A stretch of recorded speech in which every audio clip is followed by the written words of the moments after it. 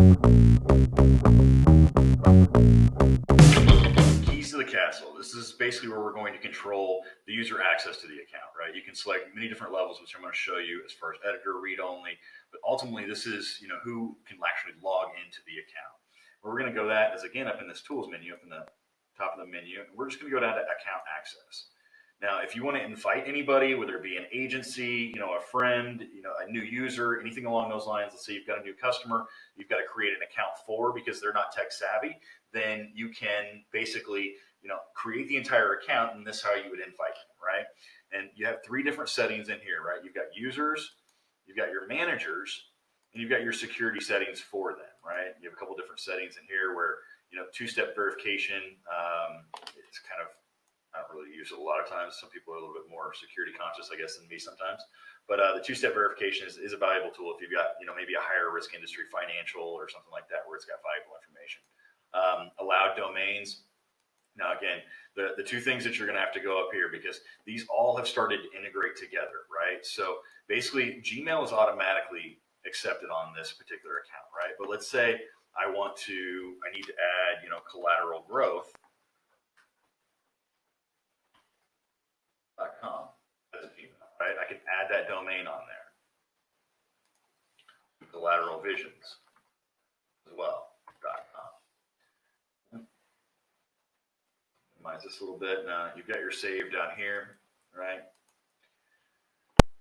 So now what I can do is whenever I've added these on here, then I can actually go and invite these users, right? Because let's say I add a domain that's outside of that, right? This email address violates the allowed domain policy. However, the user can still access or make changes to the account to remove this access, right? So basically what I would do as well, like it's kind of funny, they don't even allow their own domain, but gmail.com, right? Let me just save. Now that user's gone, but let's say I can add anybody on here. I can give them a particular access. I can do, Nelson at Collateral Growth.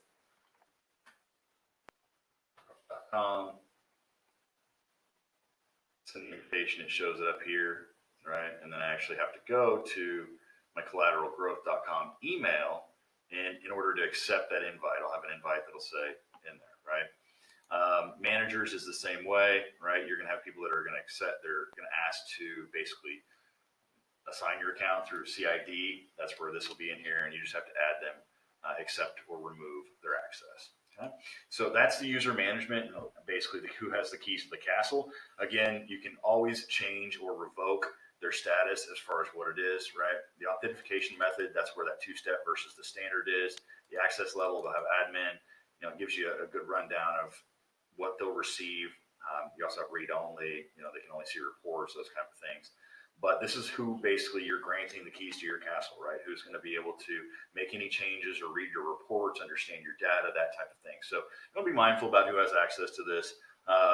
But for the most part, like I said, as long as you are the admin, you can always control this, or also the owner of the account, right? The admins have the capability to add additional users on there. So you definitely want to be cautious about who you can add on there if they only want to have analytical purposes or, something to that effect.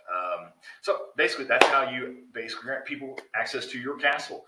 So be mindful of that. In the next lesson, we're going to kind of dive more into the settings as far as verification of phone numbers and conversions.